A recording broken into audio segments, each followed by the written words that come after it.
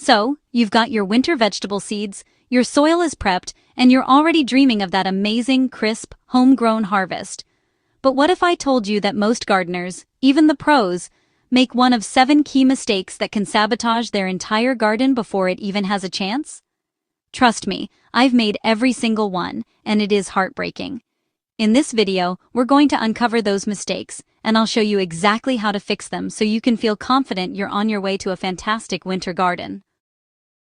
Alright, let's dive right into the number 1 mistake I see, and it's the one that crushes the most winter gardening dreams, and that is planting too late. It is so easy to do. Summer starts to cool down, you get that burst of motivation, and you rush out to plant your kale, carrots, and spinach. You do everything else perfectly, but then, crickets. Here's the painful truth of what happens when you plant too late.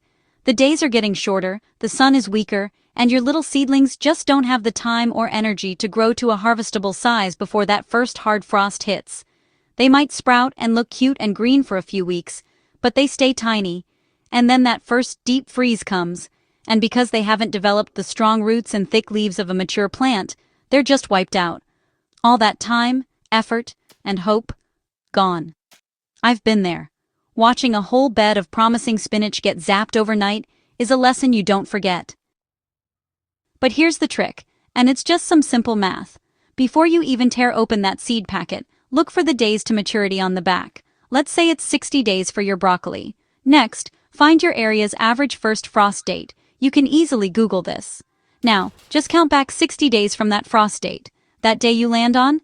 That is your absolute non-negotiable planting deadline. For long-haul crops like Brussels sprouts, which can take 90 to 110 days, you actually need to be starting those in the middle of summer. Getting this timing right is seriously more than half the battle. The second mistake is a classic double whammy. It's picking plants that can't handle the cold, or putting the right plants in the wrong spot. Winter is not the time for wishful gardening. You can't just hope your summer favorites are going to make it. I've seen people plant tomatoes next to their kale in September, thinking they might get a few last-minute fruits. What really happens is those tomatoes, which are warm season crops, are doomed at the very first sign of a real chill. At the same time, the kale, a perfect winter veggie, might be planted in the shadiest part of the yard, the same spot where you were trying to give your lettuce a break from the summer sun. But in winter, that's a disaster. The fix here is a 2-step process. First, you have to cast the right characters for your winter garden drama. We're talking about the cold, hardy heroes, veggies like kale, spinach, chard, carrots, leeks, and most brassicas like broccoli and cabbage. These plants don't just tolerate the cold. A light frost actually makes many of them taste sweeter. Second, you have to become a student of the winter sun. The spot that gets 8 hours of sun in July might only get 3 or 4 in December, because the sun is so much lower in the sky. Take a moment to actually observe your garden. Where does the sun hit between 10 a.m. and 2 p.m. in the fall? That's your prime real estate.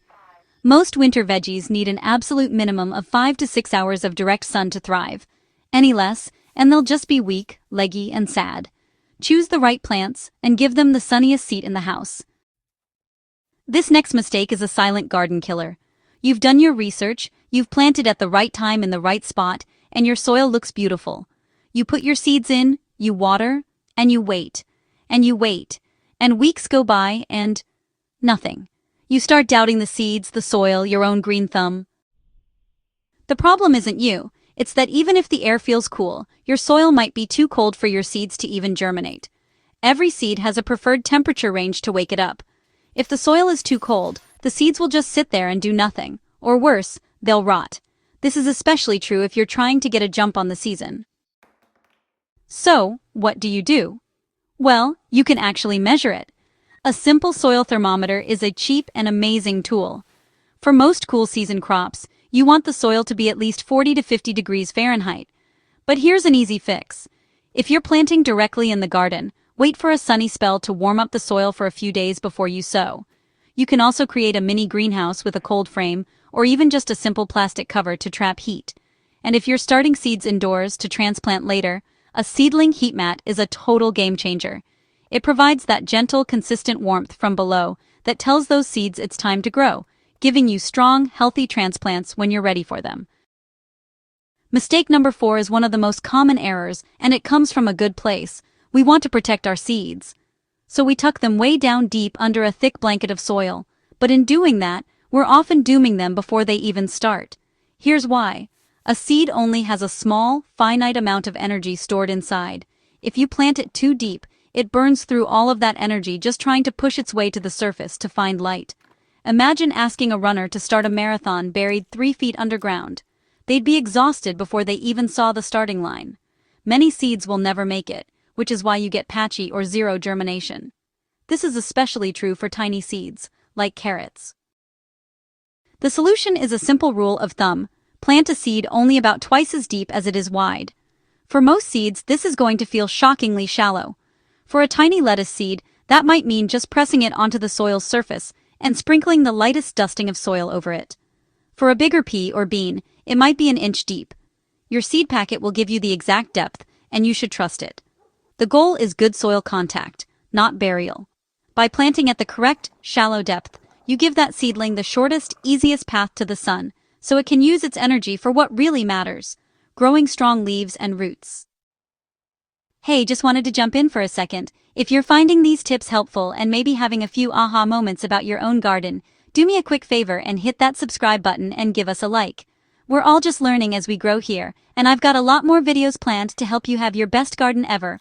Your support really does mean the world. Okay, let's get back to it. This mistake is born from our natural desire for a huge harvest. We look at a freshly prepped garden bed, all that beautiful empty soil, and it just feels empty.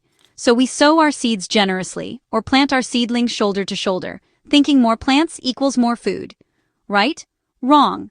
In the garden, that logic totally backfires, especially in winter. When plants are overcrowded, they're locked in a desperate underground battle for water and nutrients. Above ground, they're fighting for every ray of sunlight and a bit of airflow. This constant competition leads to stressed, stunted plants that produce way less than they could have. Even worse, that dense jungle of leaves creates a dark, damp environment. It's the perfect breeding ground for fungal diseases like powdery mildew and a 5-star hotel for pests like slugs. You don't get an abundant harvest, you get a tangled, sickly mess. The solution requires you to be a little ruthless, but your garden will thank you. First, when you plant, trust the spacing recommendations on the seed packet. That 6 inches between carrots might seem like a giant empty space now, but you have to picture the plant at its full, mature size. Second, and this is the hard part for a lot of us, you need to thin your seedlings. When you have several seedlings pop up in one spot, you have to choose the strongest looking one and snip the others right at the soil line. I know it feels cruel, but you're not sacrificing them. You're making a choice to give one plant all the resources it needs to become strong, healthy, and incredibly productive. The 6th mistake is leaving your garden soil bare and exposed to the harsh winter elements.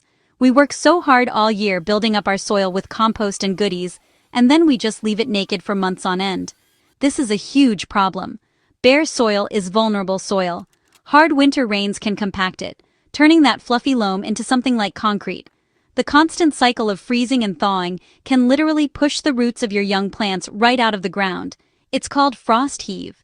And somehow, even in the dead of winter, weeds seem to find a way to pop up in bare soil. You're basically sending your plants and your soil out into a blizzard without a coat. The solution is simple and incredibly powerful: mulch. Think of mulch as a protective blanket for your garden. A 2 to 4 inch layer of organic stuff like straw, shredded leaves, or wood chips does so many amazing things. It insulates the soil, protecting roots from wild temperature swings. It holds in moisture, so you have to water less. It smothers weeds, which saves you a ton of work in the spring. And, as it slowly breaks down, it feeds the soil.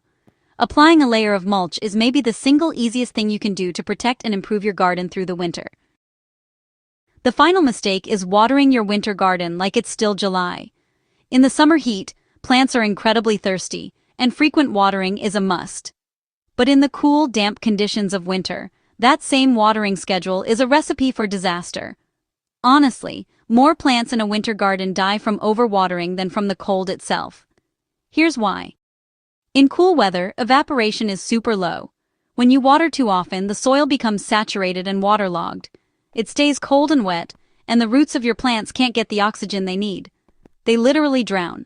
This leads to root rot, a silent killer that you often don't notice until the leaves turn yellow and the whole plant just gives up. By then, it's too late. The solution is to completely change your mindset. In winter, your mantra should be, water deeply, but rarely. The absolute best way to know if it's time to water is the finger test. Stick your finger about 2 inches down into the soil. If it feels dry at that depth, it's time for a good, deep soak. If it feels cool and damp, walk away and check again in a few days. And always try to water in the morning. This lets the leaves dry off before nightfall, which dramatically cuts down on the risk of diseases. Adjusting your watering is so critical for winter success. So, there you have it. The 7 mistakes that can stop a winter garden dead in its tracks. From planting too late and choosing the wrong plants to getting the watering all wrong. But now, by avoiding these common pitfalls, by understanding your timing, location, soil temp, planting depth, spacing, mulch, and watering, you're no longer just hoping for a great harvest. You're setting yourself up for one. Everyone makes mistakes in the garden. It's the #1 way we learn. But now you have the knowledge to sidestep these specific frustrations and get on the path to an incredible, productive, and delicious winter garden. Thanks so much for watching.